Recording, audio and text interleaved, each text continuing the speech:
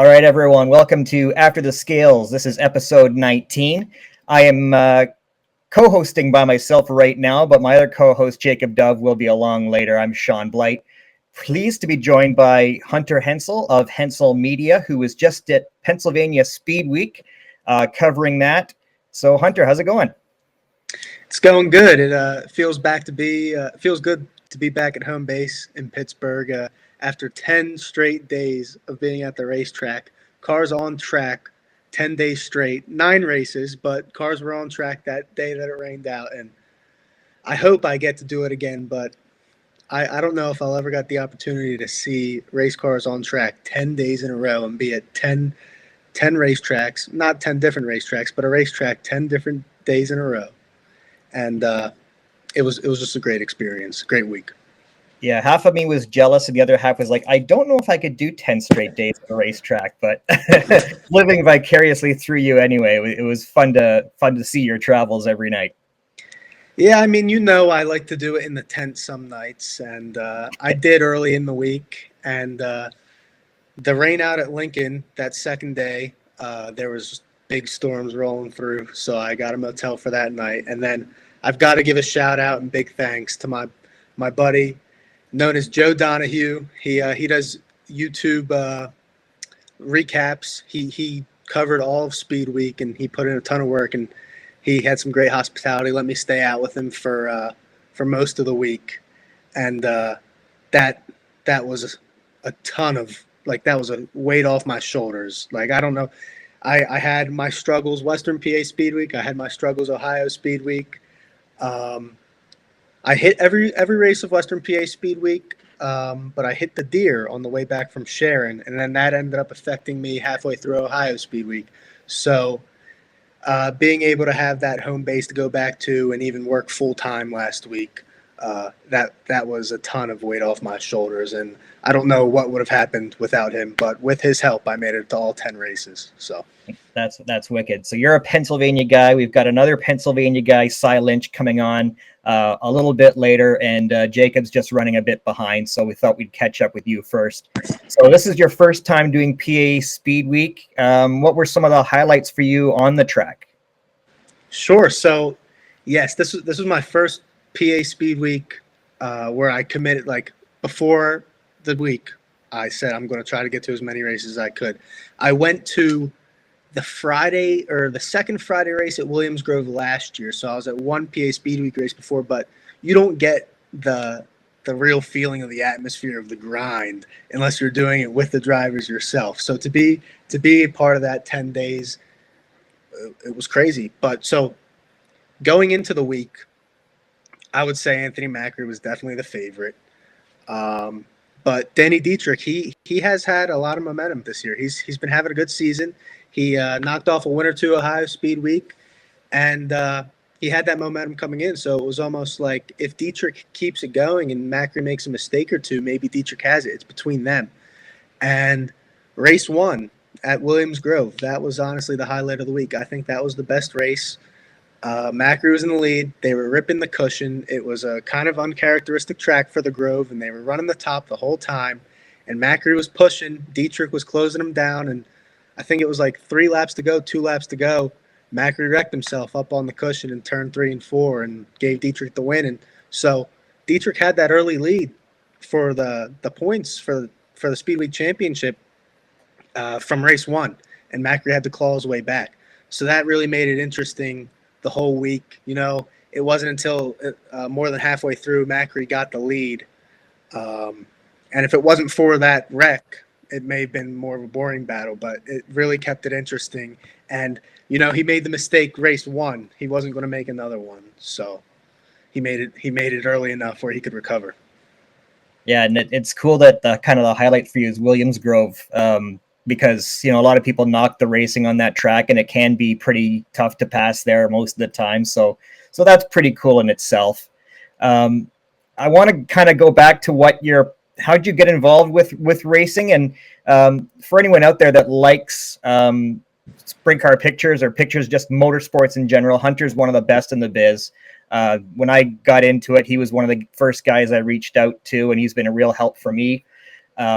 so at Hensel Media, as you're talking, I think we'll maybe put up some of the pictures that you've taken kind of over the last year or so. But how did you get into racing, and what do you attribute your passion to going to all these races for? Yeah, I mean, I appreciate that a ton, Shaun. That really means a lot to me. And it all starts with my father. I mean, he watched racing with his family growing up, but we don't really come from, a racing family. Nobody really raced. I have a few uncles that are mechanics, but it was just my dad. We watched NASCAR growing up, and he was a Mark Martin fan, and I grew up liking Bobby Labonte. And my first race, if I could be wrong, could be '04, but I'm pretty sure it was the '05 fall race at Dover. And we went to a few races at Dover in my early childhood. And those were the first races I ever went to. I saw Jimmy Johnson win at Dover. I saw Jeff Burton win at Dover. And off the top of my head, too, another memory from my childhood that I can remember, since my dad was a Mark Martin fan, was the 2007 Daytona 500, where he just lost it real close to Kevin Harvick. But I kind of branched away from NASCAR and even motorsports in general for a little while, but was always into cars. And I started going to car shows and autocross meets, Sports Car Club of America out in Philadelphia. And I was really into sports cars. And I would take pictures of Porsches, Ferraris, whatnot at these cars and coffees, but also the autocrosses. And at the autocross meets, I really fell in love with panning, because it's a still image and you can see the speed of the car. I like to think you could still see the speed in the still image. So I really got obsessed with trying to pan well. And I'm also a lifelong IndyCar fan. I love IndyCar. Since I like the sports cars, I got super into sports car racing, endurance racing, and I was into everything. Back probably 10 years ago, I was watching anything from DTM to V8 Supercars, the British Touring Car Championship to World Endurance Championship, and everything in between. But I really didn't get into the grassroots and dirt side until COVID in 2020. And as an IndyCar fan, I always knew about sprint car racing. I always knew about midgets. I always had respect for it. I really don't know why or how. I didn't realize how badass it really was. These guys that you see racing at these weekly tracks in these sprint cars, they are, in my opinion, like the modern day gladiators. Not to look down on them or anything. I'm not saying this in a bad way, but they're like a circus. They're traveling around, making a living, putting on a show, doing what they love. And it doesn't really get much better than that. So the first race I went to that was on a dirt track was the Summer Nationals at Williams Grove in 2020. And standing there in the infield and just being that close to the cars, I brought my camera and a few buddies and a few beers in the infield. And it was amazing. I was able to get a few photos that I thought were great, and I wanted to do it again. So I actually went to a USAC midget race at Lanco. That was the second race I went to that August, and those were great too. And I love USAC. I'm a USAC guy, and this year I'm already, I think, at about 40 races. And I mean, the bug bit me, and it's not, the disease isn't getting any better. And I'm looking forward to seeing you at Eldora next week. I think we're doing the King's Royal, and that'll be awesome. You haven't done that before, have you? I have not done the King's Royal. I've done a few smaller events at Eldora. I've done Let's Race 2. I've done the Four Crown Nationals, and the camping there has been fun. But I always hear, "Oh, you haven't been to the King's Royal. Oh, you haven't been to the Dream." So I can't wait for the camping. Especially. Yeah, you haven't camped at Eldora yet. I'll tell you that right now. I haven't camped at the King's Royal. I just camped at the Dirt Late Model Dream back in June, and it was a blast. And if it's anything close to that, which I've heard it's actually probably better than that. I think the World 100 and the King's Royal are kind of the two big party events. So I think we're in for a treat camping in the infield. So I'm ready. for sure. All right. So with all that being said, we'll be right back with Sye Lynch. After the Scales is proudly presented by DJD Graphics. From commercial and personal vehicles to racing bikes and cars of all makes, models, and disciplines, DJD Graphics can fully customize your vehicle to suit your needs. For more information, contact Darren and visit his website at www.djdgraphics.com. Tell him Shaun and Jacob sent you to receive special rates. Welcome back, everyone, to the After the Scales podcast, episode 19, presented by DJD Graphics. I'm Jacob Dove from Phenom Motorsports, along with Shaun Blight of Canadian Racing Tours. And we have a special guest, Hunter Hensel from Hensel Media. And today's guest, we have driver of the number 42 sprint car. He won the 2023 All-Star Circuit of Champions Rookie of the Year last year, competing a lot in Pennsylvania, and then recently going to be coming up with high limit sprint cars. He's made a lot of debuts with them. He's going to be racing with them at Portsmouth this coming week. And then, Sye, thanks for coming on our podcast today. Yeah, thank you guys for having me, for sure.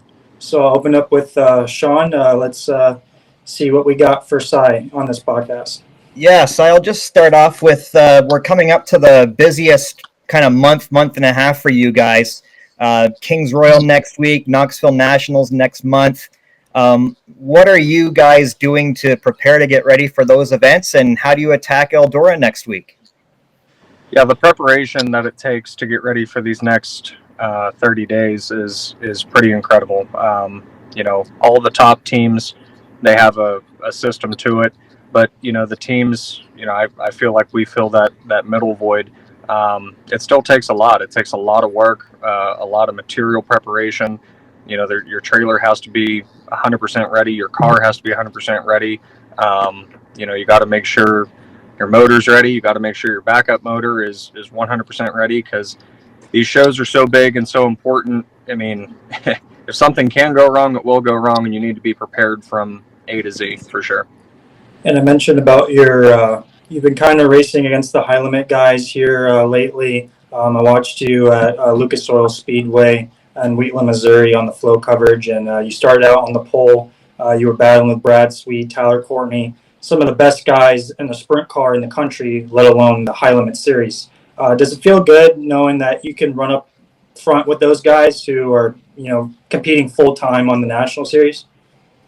Yeah, absolutely. I mean, we've been working really hard at our program, and last year with the All-Stars, I drove for another team there for a chunk of the tour, and then at the end we got back in our own car, and we had some strong finishes there. So this year, I knew with High Limit and with the World of Outlaws, and I just knew they were going to one-up each other the entire time. And it's a dogfight, and I think it's what the sport needed. I hope it's the best for the team or teams involved, and for the fans. I think it gives great talks, and but for us, we just didn't want to fall to the wayside, and I think for a fair amount of teams in the PA Ohio region, losing the All-Stars definitely is a big hit, but for us, I would rather die by the sword trying than to just sit back and watch the wave roll on. So we're giving it our best shot to compete with the best in the world night in, night out, and whether that's the Outlaws or the High Limit, we're giving it all we got. So we mentioned those races at Eldora and Knoxville, but there's a big high limit race coming up at Lernerville, and I'm local. I'm right here in downtown Pittsburgh right now, and it was a great event last year, the first high limit race at Lernerville. And just what do you have to say about preparing for that event? What advantages you may have as being a more local guy, being from Lernerville, being your local track, and just what the event is, what it's becoming. Yeah, for me, Lernerville has so much history. I grew up in the stands, watching my dad race every single weekend there, and as a fan, that's what I was. I mean, it means a lot. It means a lot for Lernerville to get the shot to host a big 2-day event with High Limit. I think it's going to be great. The fans always turn out. But the funny thing is, a lot of people think that I might have an advantage there. It's so funny because all the laps that we've turned there, whenever it's not a big show in the years past, the track has been so completely different versus whenever it is a big show. And we've complained about it for years, but that's they're just trying to cover their butts to give the best surface possible for whenever the big dogs come in. And, business wise, we don't want to blame them for that. So, no, it's just our job to be able to be adverse and to be ready for whatever there is. So we just look at it as any other race. I don't really put the pressure on in front of the hometown crowd. And, we're trying to do the best we can night in and night out every week. And just to piggyback a little bit off of what you said about the track surface, I've noticed particularly this year at Sharon specifically, there's been some issues, not necessarily issues, but it becomes bottom dominant by the time the feature runs around for when it's more of the local guys. Do you think that's more because there's less guys willing to run the top and it doesn't get run in that sort of way so that the bottom just comes in quicker? Or do you think that the tracks prepare differently for the local versus national guys? Well, I know with that specifically, Sharon did just get a new amount of clay on over the off season, and I was at the Outlaw show this year, and we started on the outside pole of the feature, and I felt really strong all night long. I mean, we qualified well, we heat raced well, dashed well. We battled with gravel there in the dash, and I just really thought that feature time. You have to adjust your car most of the time for the feature because, you're adding so much more fuel in. So, the adjustment that I chose to make, I thought it'd be the right one. I always know what Sharon usually went to, and it did the exact opposite. It actually chunked up and was very, very difficult track to navigate. Pretty much everyone in the top three that night said that. So we just completely missed it. It was my decision on the setup, and it was a complete handful to drive. And then I wasn't there, but I did notice on the Ohio Speedweek show, whenever Danny Dietrich won, it was completely rubber down from about lap 8 on. So you just never know. And no blame at all towards the tracks. They're not doing anything on purpose or anything like that. They're trying to figure it out, just like we're trying to figure our cars out. So. Yeah, I mean, there's advantages and disadvantages, but sometimes the advantage of thinking a track is sometimes a disadvantage because you'll make a prediction and it'll be completely wrong. Sye, I wanted to go back to something you talked about a little bit with the high limit versus Outlaws and the All-Stars kind of going away. You were always a guy kind of with the All-Stars or when the Outlaws would come to Sharon or some of those tracks in PA, you were kind of one of those local guys to really watch, and you were one of the top competitive guys. Are you how's your schedule been affected personally by the All-Stars leaving, and is that a void that you've kind of felt this year with not as many kind of traveling maybe big money races in the Northeast? Yeah, absolutely. I mean, like I said, last year, we given the opportunity that I had to run the All-Stars full time, that was a big step for us and for me in my career, and with the All-Stars, whatever you want to call it, being shelved, it definitely affected me more than I think select other people, because we weren't quite in the position to become a national team to run points with, and that's what High Limit and the World of Outlaws are.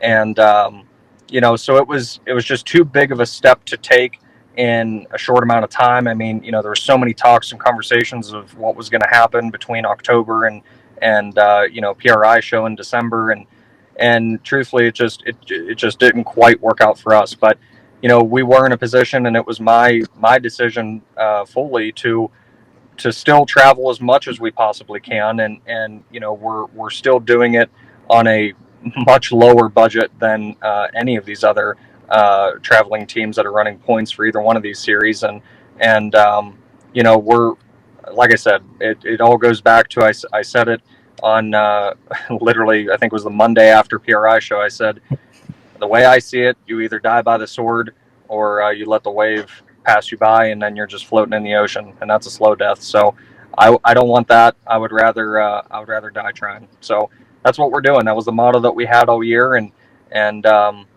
yeah, I mean, nothing's easy. With this, the High Limit, I think it has really, really shocked everyone. I think it's shocked a lot of the top guys who thought they were going to be maybe a cakewalk into the top 3 in points, and it's not turning out that way. I mean, you got, you're racing as hard for 10th as you are for second. I mean, it's just so crazy the talent that they have, and very impressive for sure. So, and World of Outlaws are obviously no slouch either. I mean, you know, the top 10 guys with World of Outlaws, you know, they are the top 10 every single night. So I think it's great for the sport of sprint car racing.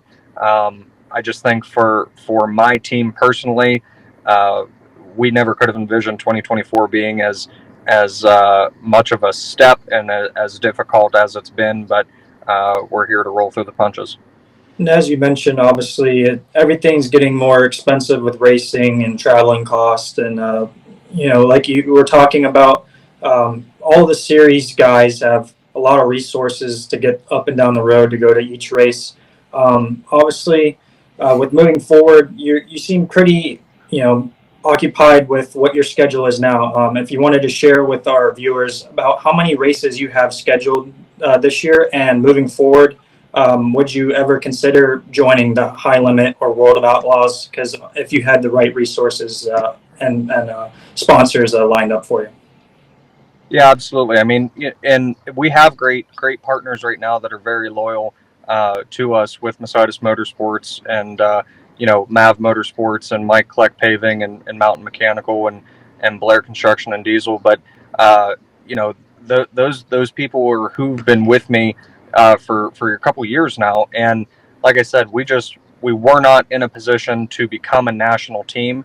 And in order to become a national team, it takes a lot of partners. It takes you know, you have to have guys that are fully passionate about the dream that you're also pursuing, and the team has to be structured around that. So you know, I've taken a lot of advice from these other guys that are on the road, and you know, I tend to be a little bit quiet through the pit area, but you know, the things that I'm learning and watching, and you know, I'm a business guy through the end of it on my end, and just watching how they do things, watching how they market, watching how they handle themselves and they handle their teams, and you know, we're learning. So yeah, the goal for me is to definitely continue to grow and continue to. I would love to be on the High Limit Tour or Outlaw Tour moving forward.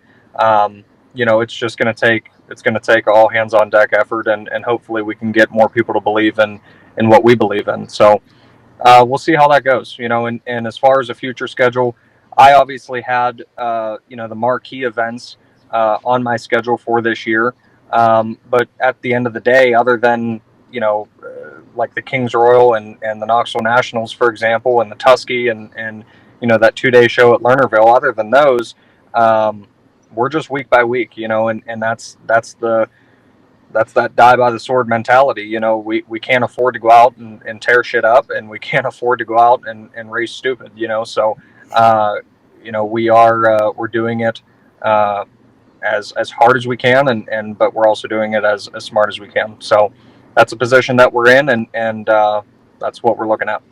And I wanted to ask, because you are one of the hardest working guys in the pit area, just talk about how you operate as a team with, you know, there's some races it's just you and one other guy.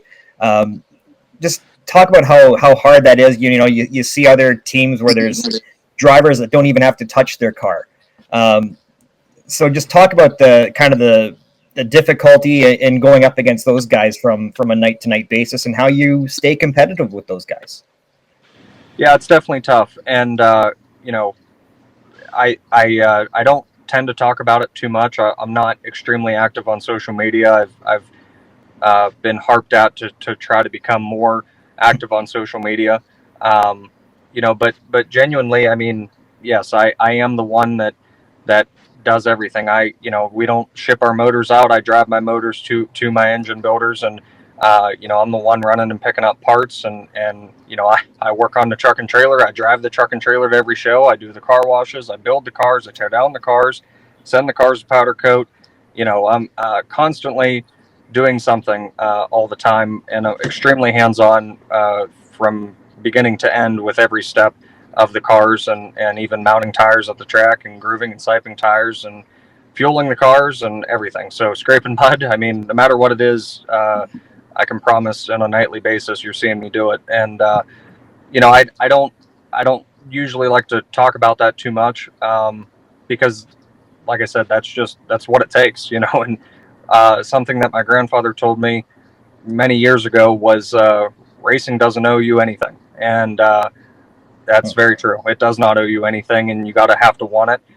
You got to be able to outwork everyone. There's plenty of people that'll have more talent than you, and if you think that you are the most talented, unless your name's Kyle Larson, there's always someone that'll be ready to come up and take your spot. So, but hard work, I think, is something that a lot of people are kind of fading away at, and I'm willing to call that out. I think that it's fading. I think it's a different generation. I think it's a different mentality, and to me, I think that that's where we can kind of get an edge. And these other teams, other drivers, yes, without a doubt, they are less worn out than I am whenever they go to strap out in the car.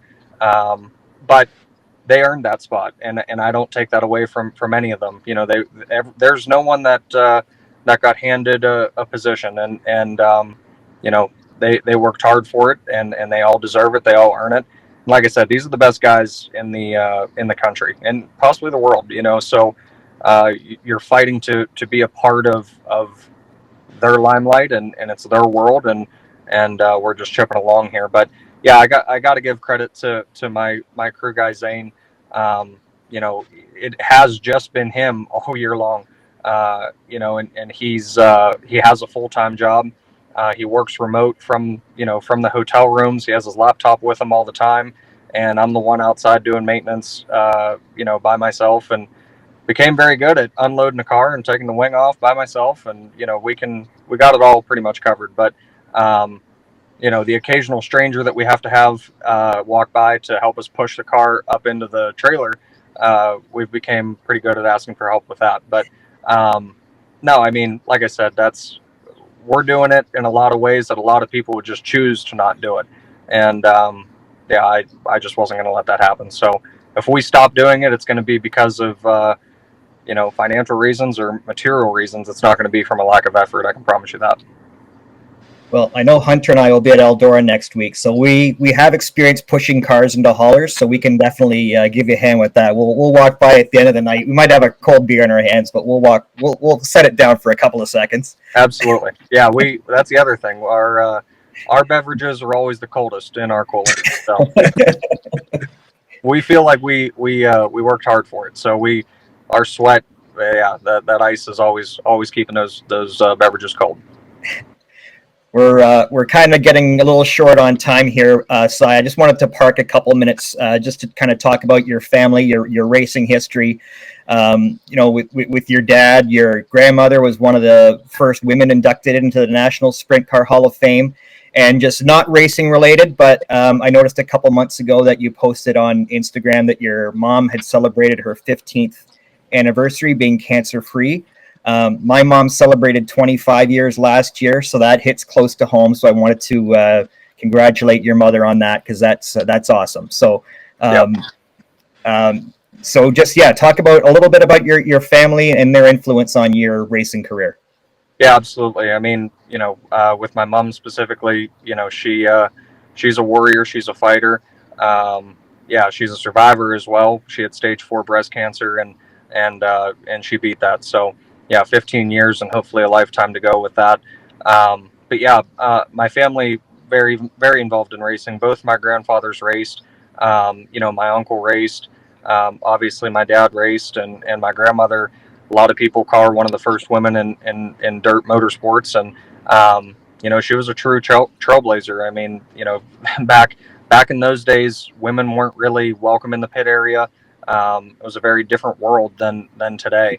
And, for her to accomplish what she accomplished, and, I really don't think we have the time to really give enough credit to everything that she had her hands in and formulated, and very involved in dirt track racing, but sprint car racing. And I just don't really think sprint car racing would be where it is today, without her hands involved. So credit to that. And, my grandfather and my dad, both were very heavy in construction. My dad, always worked construction his entire life, is actually still working. He's out in California working right now. But so, yeah, a lot of people don't realize that. I mean, my dad raced 36 years, 235 sprint car feature wins, but he did that all with working a full career in construction. So, yeah, I think when you combine all of it, the mentality, the work ethic, everything. I mean, nothing has ever been given to anyone in my family, and we've always had to kind of work really hard, and we don't tend to dwell on it or talk about it. And even back in my grandparents' days, they never really talked about it, and I find out more now. I feel like every month from what my grandparents did than what I knew growing up. It's just kind of new stories come about and new articles, and yeah, it's really great to hear all that. And before we go into our DJD Gear Rapid Fire segment, jumping off of that, with such a rich history with the Lynch family, do you yourself have any pressure to kind of live up to your grandparents and your dad and everybody involved with the whole racing, or do you want to kind of make your own path and have all the fans remember you as Sye Lynch, the one that kept the legacy going? Because my dad grew up in Pennsylvania, watching your dad Ed race, and the whole Pennsylvania sprint car community is really something to behold. And I'm sure a lot of fans are going to support you and want to see the best for Sye Lynch to come. So kind of share if you have any added pressure or you just want to make your own name in sprint car racing. No, I've never felt any added pressure from legacy or family name. I always feel like I've been probably the most critical on myself. I've never really cared so much on what other people think, or I guess that comes with just not caring so much on the social media end of things. But no, and also my family is anyone that knows anyone in my family, they're a very tough love family. Not mushy gushy, very tough love. And back whenever I first started racing, there was a lot of kickback, and it was I had to. We could go into that a whole nother time, but no. Bottom line, my dad and the iconic 2L and the checks and his paint scheme and all that stuff. At first, I grew up watching that, so I thought, I watched that car, and I just wanted to be in that car and to continue that. And as I got into it, and one of my partners has been a very heavy affiliate. We had a sit down, and he's been a mentor to me, and he was pretty much the first one that told me. He said no. He said you're not going to strap in the 2L. He said you need to go create your own legacy. Your dad's career ended. That's not for you to walk on. He said you're not even going to walk on it. You're not even going to walk the same path beside it. He said you're going to go down your own path, and you're going to shed a light and admire everything that he did. But that that curtain has closed, and you're on a different stage now. So I really think that was super important. Because I was never trying to compare myself to anything he accomplished or anything that car accomplished or anything like that. And we still value very much, all of that my family has accomplished and everything, but we walk our own paths, to say it in a simplistic way.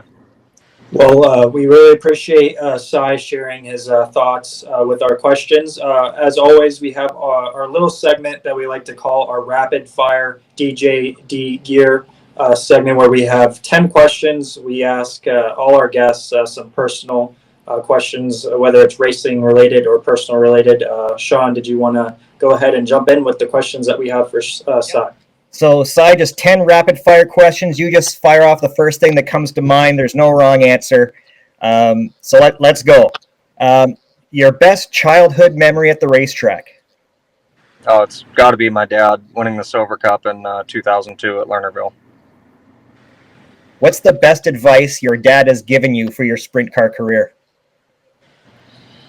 Oh man, I've had I don't know what would be PG-13 and what wouldn't be, but yeah, I mean he's had a heavy influence, and support and verbal influence as well. I don't know. I guess it would be if there's a hole, shoot it. But if not, roll it in the trailer because you gotta tear it down, build it, and pay for it the next day. So it's a long one, but that's what he always told me. What's a track you wish you could race on more?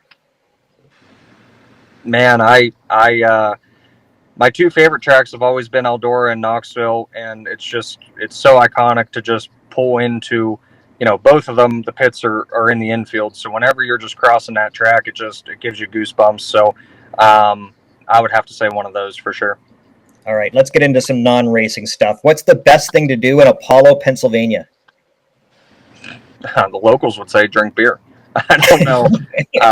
The locals would say drink beer. For me, we have a couple really nice golf courses all within 15-20 minutes of us. So I would say probably that. All right, what's your pet peeve while driving your street car? Oh, slower traffic for sure. Your favorite band or singer right now? Oh man. Probably Shinedown. I mean, we have speakers in the trailer, and on race day, we're usually playing some Shinedown for sure. Who's your favorite Pittsburgh area sports figure?